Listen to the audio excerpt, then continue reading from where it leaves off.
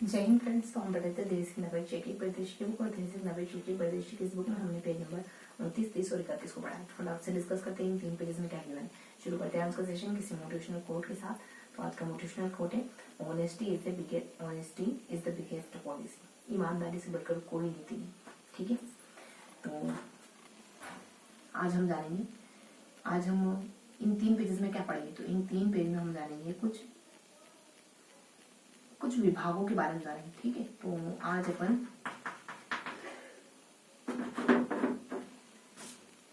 Generally जैसे पढ़ते हैं ठीक उसी तरीके से पढ़ेंगे।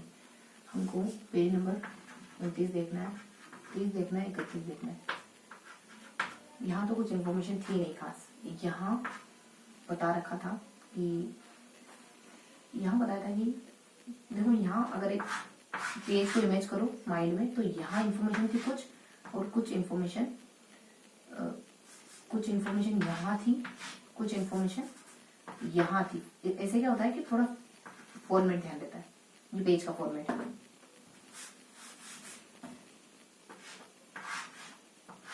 ठीक है,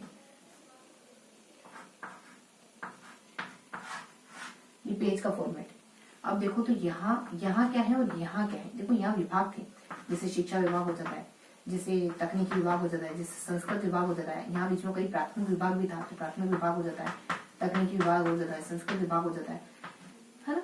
और इसके बाद कुछ शिक्षा विभाग इसको बांट रखा था। मतलब इसके नीचे और कौन कौन सी संस्थाएं आती बता रखा था। निदेशालय, पहले सचिवालय, फिर निदेशालय। इस तरीके से निदेशालय को प्राथमिक दिन माध्यमिक 2 भागों में बांट सकते हैं। शिक्षा विभाग में शिक्षा मंत्री होता है, सचिवालय में सचिव होता है, देन शिक्षा मंत्री है ना। निदेशालय में निदेशक होता है। और बस इतना ही देखा था हमने। बाकी 2 ब्रैकेट और हमने यहाँ पढ़े थे, है ना।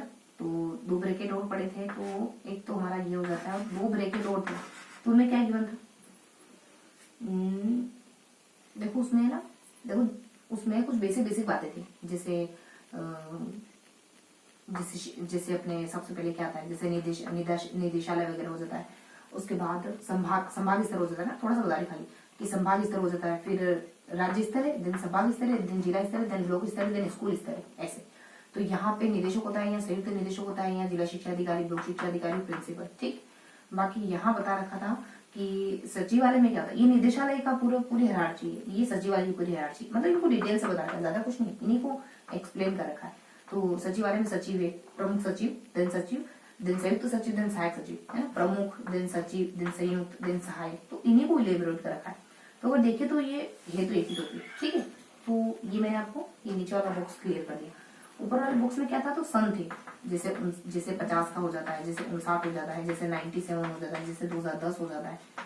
इस समय बीकानेर की स्थापना हुई थी, बीकानेर निदेशालय। इस समय पंचायती राज की, इस समय दोनों अलग हो गए थे।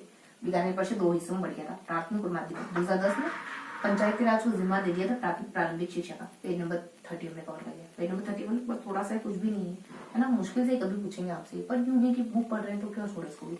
पेज नंबर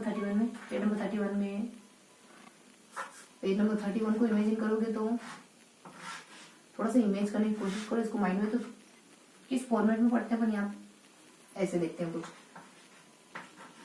ठीक है, इसके बाद टी आकार हमने कहा था टी आकार ध्यान रखना। ये टी आकार, तो यहाँ पे है स्वायत्त शासित संस्थाएं कौन कौन सी है, देन राज की संस्थाएं, स्वायत्त शासित संस्थाएं, है ना। इन संस्थाओं के बारे में बता रखा था। नीचे बीकानेर के क्या कार्य होते हैं, जो बीकानेर की संस्था है ना, थोड़ा XYZ कोई संस्था है, उसके क्या काम होते हैं, देन डाइट के क्या काम होते हैं, ये सब। देखो, बीकानेर के कामों को हमने टिकी तरीके से ध्यान रखा था, 2 कुछ यहाँ, 2 कुछ यहाँ, और एक बीच में कुछ फॉर्मेट करके ऐसे याद रखा था हमने। और यहाँ हम 20% कहते थे। तो ये प्री DLED कराता है, DLED की जो मेन एग्जाम होती है वो कराता है। नीचे अपन कहते थे एस से ध्यान रखो, STSC के एग्जाम कराता है, 5वीं 8वीं की कराता है। बीच में हमने कहा था कि बीच में अपन कहते थे कि ये बेसिकली संगीत वगैरह के एग्जाम भी कराता है। ये नहीं पूछेंगे, बस थोड़ा सा एक आइडिया, है ना। अब पढ़ोगे किताब तो बहुत अच्छे से चीजें समझेंगे। डाइट 20% काम ही खुद से करती है, बाकी सारा 80% काम RSCERT की देखा रेखी में करती है। और ये काम भी उसके अनुमोदन से ही करती है, मतलब उससे सलाह मशवरा लेकर करती है। बाकी यहाँ पे एग्जाम्पल बता रखे थे कि कौन सी ऐसी संस्थाएं जो इस कैटेगरी में आती है और कौन सी ऐसी जो इस कैटेगरी में आती है। यहाँ जयपुर था, फिर जयपुर था, और यहाँ बीच में बीकानेर हो जाता है, और यहाँ पे जयपुर, मतलब यहाँ पे जयपुर और बीकानेर। संस्थाओं के नाम थोड़े से मिस हो रहे हैं। एक तो पाठ्य पुस्तक मंडल स्वायत्त संस्था के भीतर है, एक प्रारंभिक शिक्षा जयपुर स्वायत्त संस्था है, बीकानेर का कुछ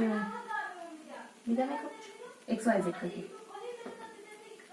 और यहाँ राजकीय में देखो कोई 2 संस्थाएं हैं, प्रारंभिक शिक्षा ही करके ही जयपुर और बीकानेर का थोड़ा सा XYZ करके, तो मे बी शिक्षा चलो थोड़ा सा स्किप रखेंगे, ठीक है। तो मैंने जयपुर के आपको नाम बता दी, बीकानेर के दोनों तरफ थोड़ा सा क्वेश्चन मार्क है, मैं आपको होगा तो कमेंट में बता दीजिए, ठीक। तो ये हमने जाना था। देखो यहाँ क्या जाना था, तो यहाँ कुछ खास नहीं था। जैसे प्रबंध, यही था कि क्या क्या विशेषता हो सकती है प्रबंधन की, है ना। नियंत्रण करना, हम सन करके और ऐसे करके, सनम करके ऐसे करके ध्यान करते हैं।